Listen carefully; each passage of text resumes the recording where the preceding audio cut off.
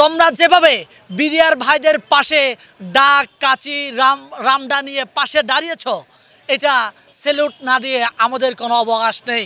আমরা প্রত্যেককে সাহস দিয়ে সেই ভারতের বিএসএফকে রুখে দাঁড়ানোর জন্য আমি স্যালুট জানাতে চাই আমাদের বাংলাদেশের বিডিআর ভাইদেরকে, যারা কিনা আমাদের বাংলাদেশের 5 কিলোমিটার নদী আমরা দখলে নিতে পেরেছি। এই জন্য স্যালুট জানাই আমার বাংলাদেশের সেই সেনা জওয়ানদেরকে। আমি আরও স্যালুট জানাতে চাই আমার বাংলাদেশের সেই সকল নাগরিকদেরকে যারা চাঁপাইপ নবাবগঞ্জের ভাইদেরকে। তোমরা ভাই বাংলাদেশের 18 কোটি মানুষের হৃদয়ে সাহস জোগানোর কাজ করেছ। তোমরা যেভাবে বিডিআর ভাইদের পাশে ডাক কাচি রামডা নিয়ে পাশে দাঁড়িয়েছ, এটা স্যালুট না দিয়ে আমাদের কোনো অবকাশ নেই। আমি আহ্বান করতে চাই বাংলাদেশের 20 কোটি নাগরিককে, আমরা প্রত্যেককে সাহস দিয়ে সেই ভারতের বিএসএফকে রুখে দাঁড়ানোর জন্য, আমরা উল্টো করে ঝুলানোর জন্য আমরা সচেষ্ট হয়েছি। আমি আরও বলতে চাই ভাই, ভয় পাবেন না। বর্ডারে ভাইদেরকে অনুরোধ করছি, ভয় পাবেন না।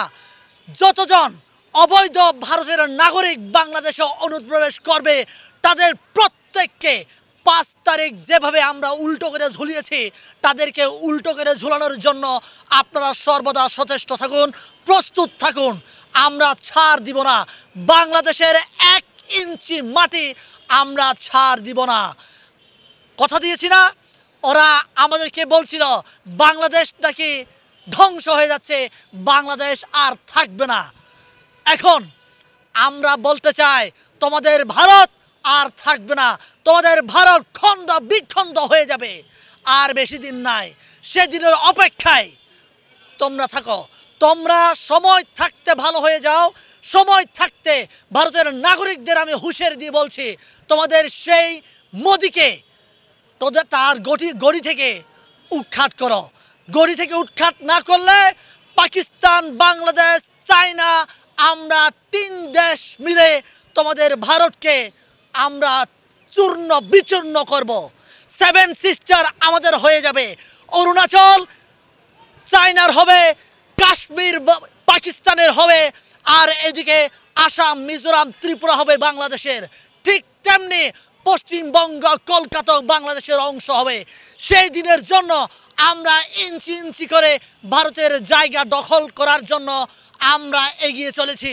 আমাদের বাংলাদেশের 20 কোটি জনগণ এই শরীর না, প্রত্যেকটা কলিজা।